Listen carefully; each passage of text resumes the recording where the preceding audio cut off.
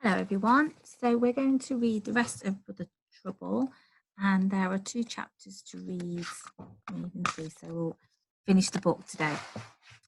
Now, on chapter 3, we got up to the point where Pim and Little Nut were going to the water, to the stream, instead of being bothering Dad a little bit. So let's find out what happens. Mama Boulder was squatting by the stream, a heap of wet clay beside her. She was rolling it into long worms, and Little Nut began to jump up and down. Little Nut, play! Me too, Pod said. This isn't play, Mama Boulder said. I'm making pots. Here, she handed a lump of clay to each of the children. See what you can do? Pod made his into a ball and threw it up in the air and caught it. Look! He threw it up again, but this time he missed, and it landed on Little Nut. Little Nut squealed happily and threw his squishy lump at Pod. Pod threw it back, and moments later both of them were covered in slippery, slimy clay. Pod, Little Nut, Mama Boulder was cross. Stop it! It's all right, Pod said. It'll wash off in the stream. And he jumped in. Little Nut followed him, and they splushed and splashed together. Pim took no notice. She was carefully rolling her clay into long worms, just like Mama Boulder. Is this right? She asked. That's good, Mama Boulder said.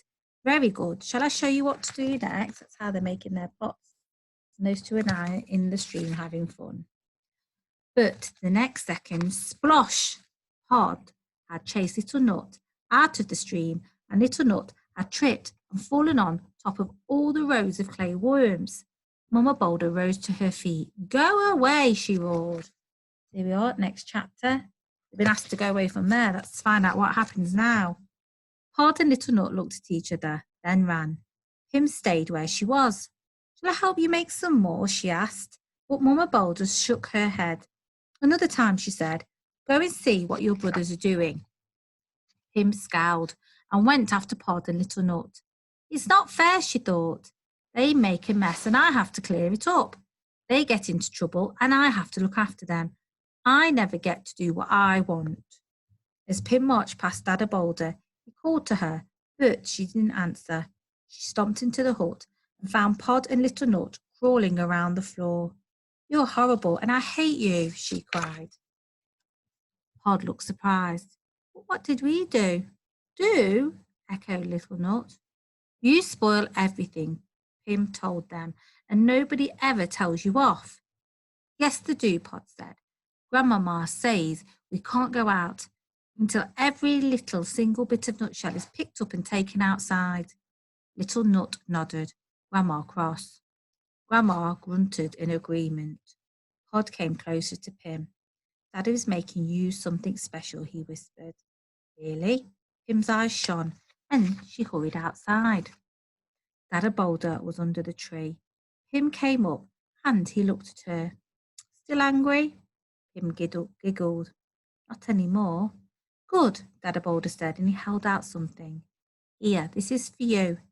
Pim looked at the beautiful flint cutting blade. Thank you, Dada.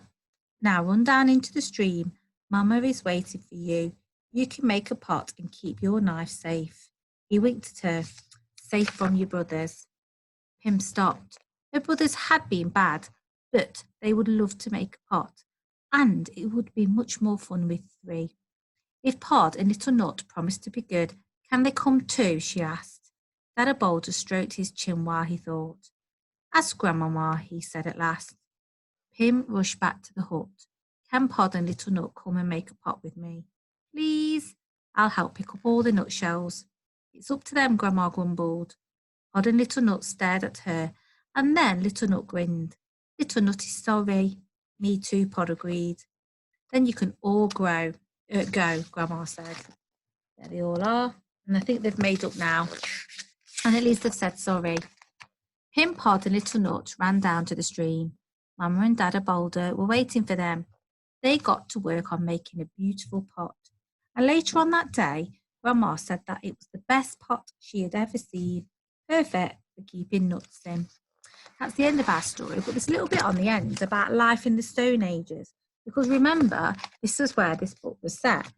And it was set very, very long time ago. So I'm going to give you some real information about that now. So life in the Stone Age. The Stone Age began around 2.6 million years ago, a very, very long time. It was called the Stone Age as people used tools made out of stone. They lived in huts made from animal skins and they used special stones and dry grass to make fire. Stone Age people also learned to make clay pots for storing food and water.